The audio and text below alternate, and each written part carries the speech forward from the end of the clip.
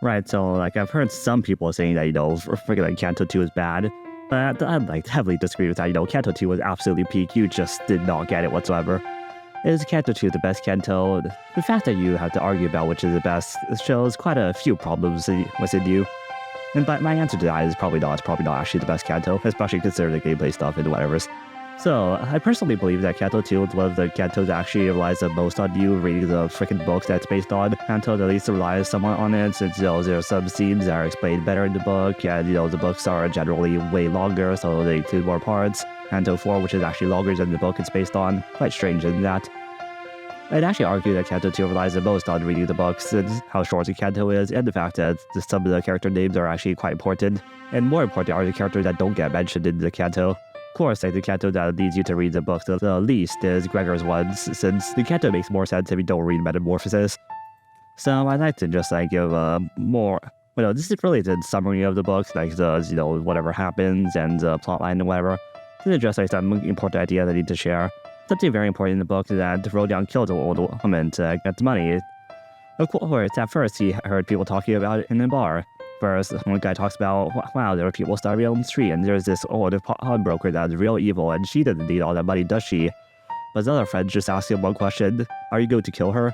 And the other guy said, no, obviously, murder is wrong, and murder is illegal, since, it's crime and punishment's a crime. After which, Rodion gets the idea, is mildly screwed over by a pawnbroker, and decides to just straight up kill her. Well, the key difference between the company and the book is that after killing the pawnbroker, Rodion kills the pawnbroker's sister just because she was there, she was a witness to the crime, and she would have turned him in. So that's what made him a murderer. A murderer in every single factor manner.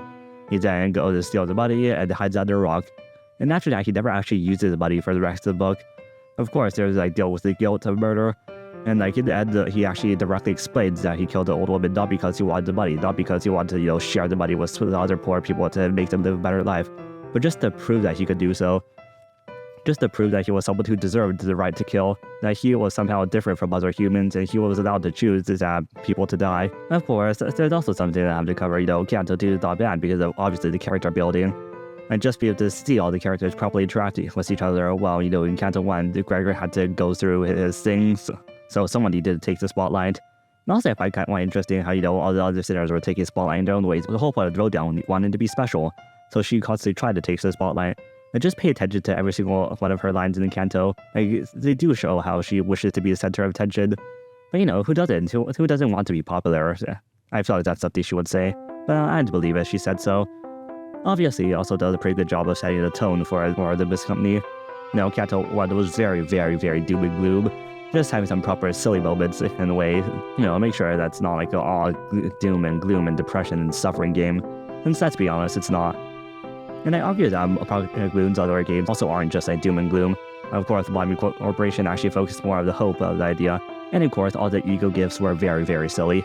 Most of the ego gifts in Knob Corp were extremely silly. And of course, Nightmare Buddha has, the funny moments.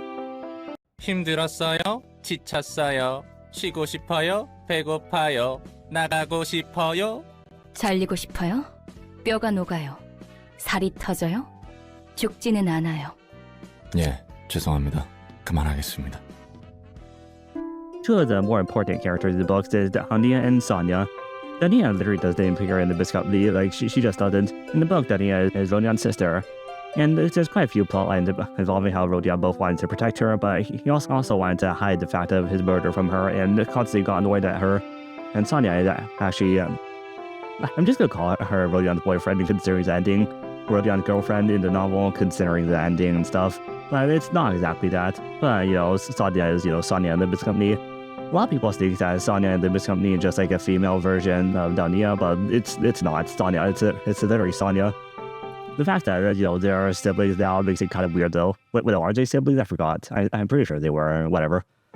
Another thing that I'd like to point out was the direct involvement of the Mark of Cain. Mark of Cain, obviously from Demian.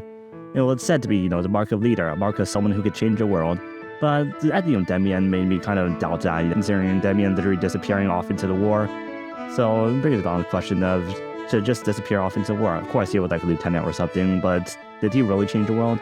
Like, the intentional choice to say that Sonia had the mark of Cain while Rodion didn't, even though, Rodion's a murderer.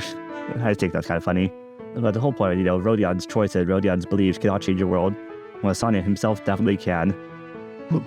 Something I feel like is already talked about a lot is, the final boss of Canto 2, with Baba Yaga.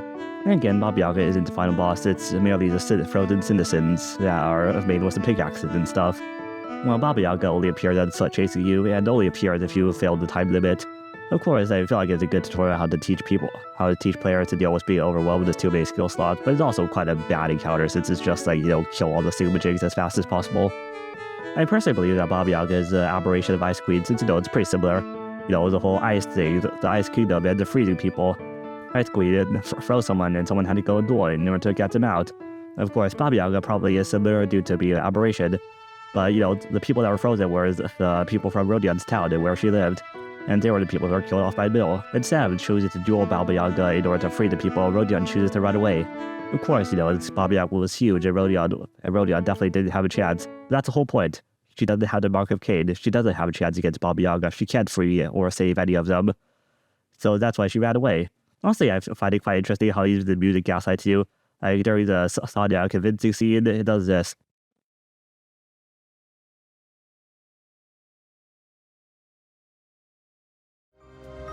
미안. 그래도 난 거절할래. 왜일까?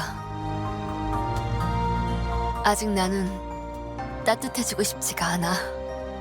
조금 더 이 추위에서 떨어야겠어. 언제쯤 따뜻해져도 될지. 그 대답을 찾을 때까지는 아직 여기에 있으려고. 그리고 수냐, 너 내가 성질 못 이기고 앞장서서 처리하러 갈 거라는 걸 미리 알고 있었지? 로자, 넌 이해하기 어렵겠지만 내겐 표시가 없어. 너가 가지고 있을 거라고 기대를 하고 왔지만 오히려 다른 친구들에게서 보이는. The whole point that you can realize that her argument actually means nothing. Even if Sonya knew she was going to kill that old woman, does it really matter? Why would that allow her to turn away with the world that she got to see? So perhaps Sonya was right the whole time, and I feel like Sonya's final comment was right too. Rodion just wanted to be special. With whatever time I have left for me now, I need to take my steps forward. Burning up myself until I'm no more. I must look just like a candle, without a moment to breathe. I was thrown into turbulent days. I hope that I can find my past. And a long, long ways from now, when I look back upon these memories, I sure wish that I could smile. Let me fly so far away, so I can reach for the stars like a bird up in the night sky. This night shall visit me again, I'm sure, but it's alright, since I can live on.